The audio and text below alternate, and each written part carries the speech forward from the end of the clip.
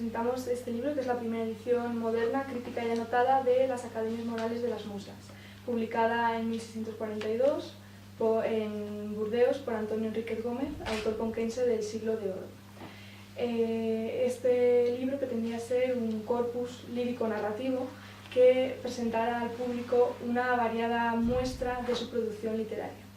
Estamos con Felipe Pedraza y Milagros Rodríguez, a cuyo cargo ha corrido esta edición publicada por el Instituto Almagro de Teatro Clásico. Entonces, bueno, la primera pregunta es ¿qué se puede encontrar el lector de hoy en día en este libro? ¿Qué le puede atraer a la lectura de estos versos? El lector en este libro puede encontrar cosas muy diversas porque si nos vamos a la parte lírico-narrativa, los versos pues recogen las tendencias fundamentales del Siglo de Oro. Hay textos culteranos, textos conceptistas que nos recuerdan a los grandes autores de la época. Creo yo que uno de los contenidos a los que se puede sentir más próximo el lector actual son los textos morales, los versos morales.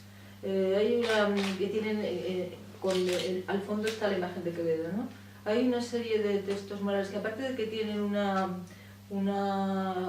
expresión más clara que puede llegar más fácilmente, encierran verdades, encierran visiones del mundo, no ya modernas, sino de todos los tiempos, ¿no? Para mí, desde el punto de vista de la parte lírica, es lo más atractivo. Se podría hacer una espléndida antología, creo yo, de textos de ese tipo. Y además de ello, pues, tiene todas las demás variedades y tiene también las variedades dramáticas propias de la época. Hay el héroe dramaturgo famoso, hay un drama de honor, tienes una comedia bíblica, tienes una comedia palaciega, es decir que se puede ver qué tipo de teatro era el propio de un autor que quería interesar, porque él en el prólogo ya lo dice, ¿no? Él quiere atraer al lector, quiere resultar ameno, quiere resultar atractivo, y entonces se pueden ver todas esas posibilidades, ¿no? Un texto muy representativo de la época y del contexto literario. ¿Qué les llevó a emprender esta ardua tarea hermenéutica? Porque ya hemos visto que era muy difícil llevar a cabo esta edición anotada. ¿Por qué lo hicieron? ¿Qué creen que puede merecer la pena? Esta obra tiene la peculiaridad de que no ha tenido una lectura profunda que explique al lector las muchas dificultades a veces de un verso que puede resultar aparentemente sencillo, pero tiene mucho trasfondo, ¿no? Entonces eso es un reto, porque requería penetrar muchísimo en el contexto literario, cultural, histórico, y esa notación nos ha parecido que era difícil, ¿no?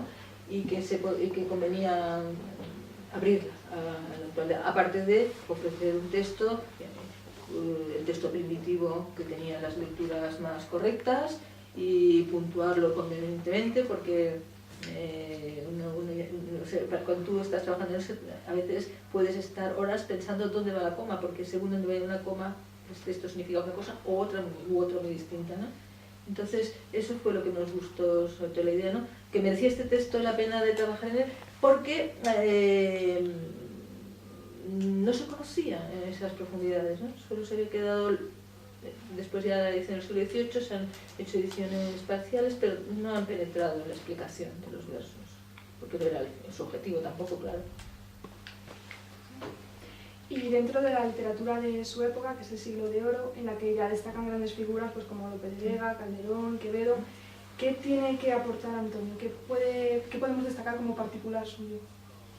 Antonio Enríquez Gómez es miembro de lo que llamamos hoy la generación calderoniana. Es decir, nace en 1600, cuando Lope o Góngora tenían ya 40 años, cuando Quevedo tenía ya 20 años y ya era figura conocida, de modo y manera que pertenece en cierta medida a una generación discipular. Además, Antonio Enríquez Gómez era mercader de paños, no era un estudioso, no era un erudito, no era un poeta profesional, sino un apasionado de la poesía. Su poesía en gran medida recoge los tonos, los acentos de los grandes maestros. Él los elogia con mucha generosidad y con bastante constancia, y al mismo tiempo él imprime un sello particular. Ese sello particular viene dado por un lado por la pluralidad de incitaciones. Le gustaba todo, intentó seguir todas las corrientes de su época, intentó, digamos, trabajarlas desde el punto de vista artístico. Y al mismo tiempo hay un sello que a nosotros nos atrae mucho, y es el que es puramente personal, la presencia de su autobiografía. Su autobiografía, que fue conflictiva, desdichada, paradójica en ocasiones, siempre problemática, que aparece constantemente como trasfondo de una buena parte de la poesía de este libro.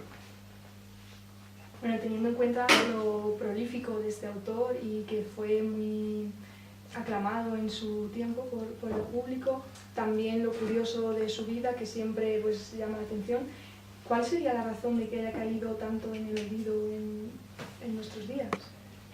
No tenemos tanta capacidad de memoria como para recordar a todos los autores, a todas las realidades artísticas. El patrimonio español es tan amplio que forzosamente una parte de él tendrá que estar permanentemente en olvido.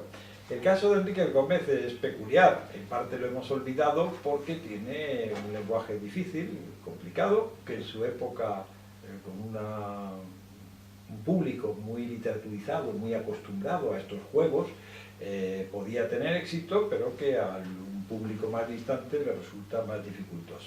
Por otro lado, Enrique Gómez tendría que competir con grandes creadores, grandísimos creadores. Cualquier figura secundaria del barroco español, de no haber existido otras todavía mayores que ella, serían figuras de primerísimo orden. Pero claro, ante Quevedo, Góngora o Lope de Vega, pues es muy difícil brillar, y si es en el teatro, frente a Lope o frente a Calderón, es muy difícil que efectivamente haya un escritor que tenga tanto relieve. Sin embargo, creo que Antonio Enrique Gómez tiene el doble interés de que su obra sustantivamente es interesante, no es una obra deleznable, es una obra apasionante, tiene el interés de que esa obra nos da muchas claves de la literatura de la época, y tiene por último este interés de una curiosa mezcla de arcaísmo, porque está muy pegado a su época, pero también de modernidad, sobre todo por la peripecia biográfica, por la ideología.